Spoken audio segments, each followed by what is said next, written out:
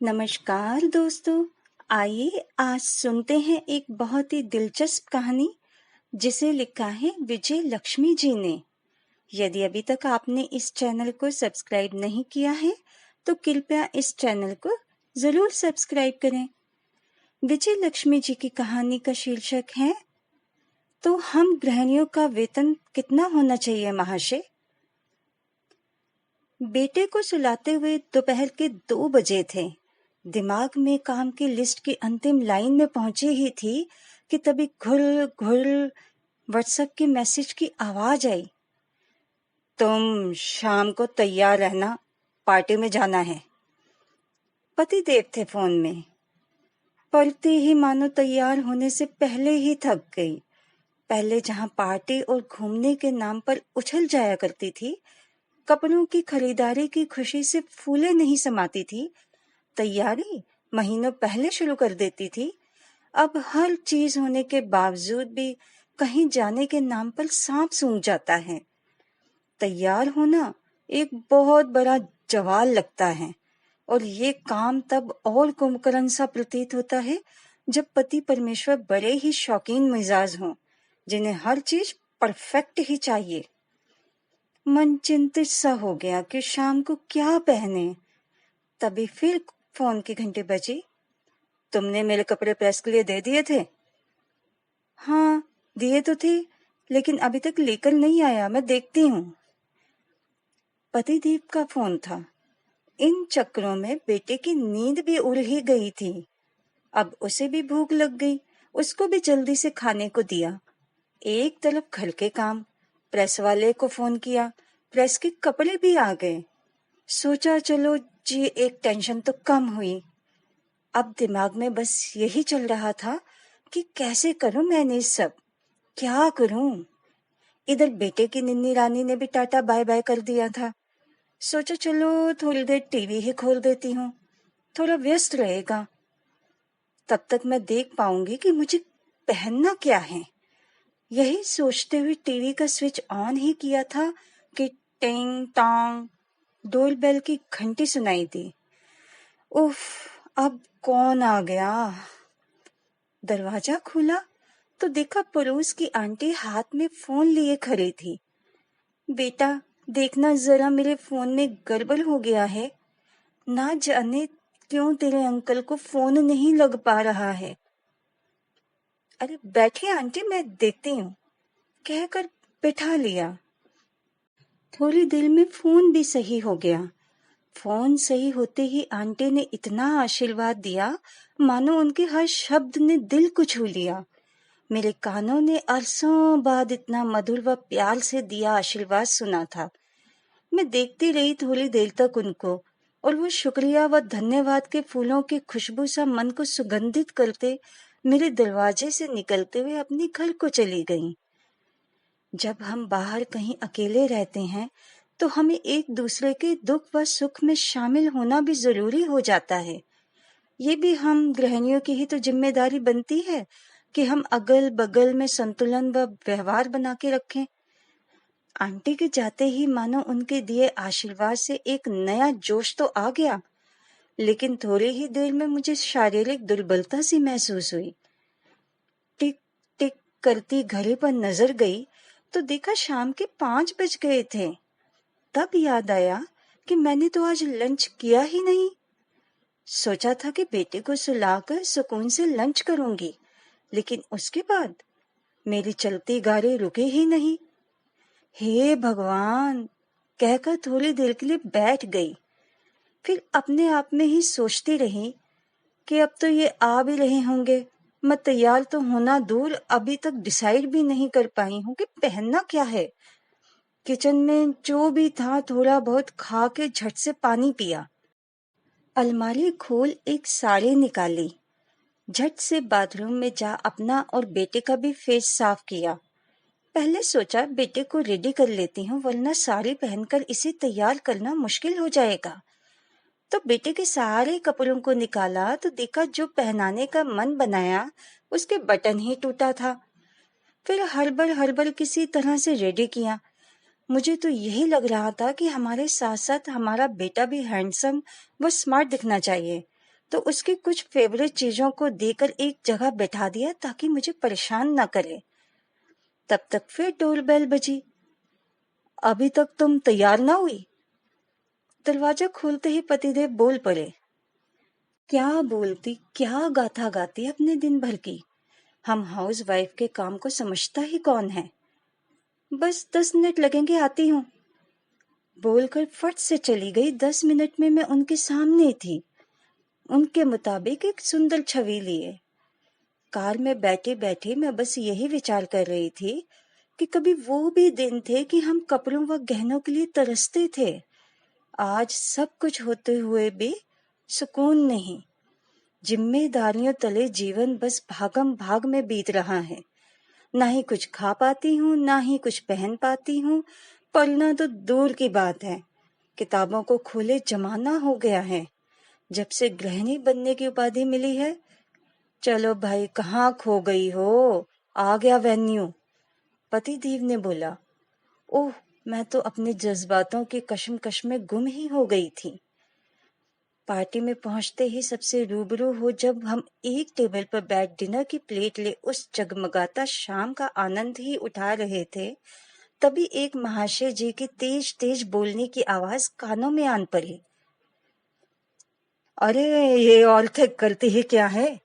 बस रोटी बना के दिन भर गप्पेबाजी या ज्यादा से ज्यादा शॉपिंग कर पतियों के पैसे उड़ाती हैं। जब देखो तब पैसों की ही जरूरत आन पड़ती है। कोई काम नहीं, बस दिन भर फालतू। और ये और वो न जाने क्या क्या बोले जा रहे थे। लोगों को देख और उफन उफन फेंके जा रहे थे। लगा कोई भाषण दे रहा है और सभी सुने जा रहे हैं। उनकी इतनी ओछी बातें सुनकर मुझसे रुका न गया। मैंने भी जैसे तैसे खाया और जा शामिल हुई उनके दर्शकों की मंडली में। औरतों को कोसने का सिलसिला ही नहीं रुक रहा था। तभी उनकी बात पकड़ी मैंने जब उन्होंने ये कहा, दिन रात मेहनत करके पैसे कमाते हैं, ये सब क्या जाने पैसे कैसे कमाए जाते हैं। बस क्या था, मैं अनसुना नहीं कर सकती थी उस महादेव की अनदेखी की हुई बातों को। महोदय जी, आप जो भी हों, जरा मैं आपके कथनों की पुष्टि करना चाहूंगी, मैंने भी व्यंग्यवाचक तरीके से बोलते हुए कहा। जी, आपका परिचय? महोदय ने पूछते हुए बोला। मैं एक महिला, बस इतना काफी है अभी के लिए। फिलहाल पहले मुद्दे की बात करते हैं। जी, आप जरा बताएंगे कि आपकी बीवी की शिक्षा कितनी है? महाशय बोले, जी हाँ, MA BEd। बढ़िया, आपके कितने बच्चे हैं? महाशय बोले, 3 हैं जी। बड़ा 5 वर्ष, 3 वर्ष छोटा वाला और 1 वर्ष का एक। अच्छा, और घर का सारा काम खुद से या मेड लगी है? महाशय बोले, नहीं नहीं, वही करती हैं। करना क्या है दिन भर, काम भी नहीं करेंगी तो क्या करेंगी? इस जवाब को सुन मानो मेरे पारा गर्म हो गया था, लेकिन काबू किया स्वयं को।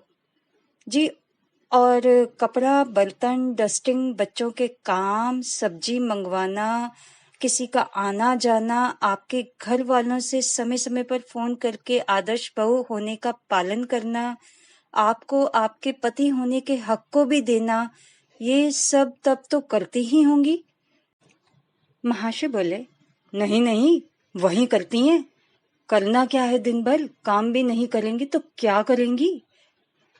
इस जवाब को सुन मानो मेरा पारा गर्म हो गया था, लेकिन काबू किया स्वयं को। जी, और कपड़ा, बर्तन, डस्टिंग, बच्चों के काम, सब्जी मंगवाना, किसी का आना जाना, आपके घर वालों से समय समय पर फोन करके आदर्श बहू होने का पालन करना, आपको आपके पति होने के हक को भी देना, ये सब तब तो करती ही होंगी। महाशय बोले, जी बिल्कुल।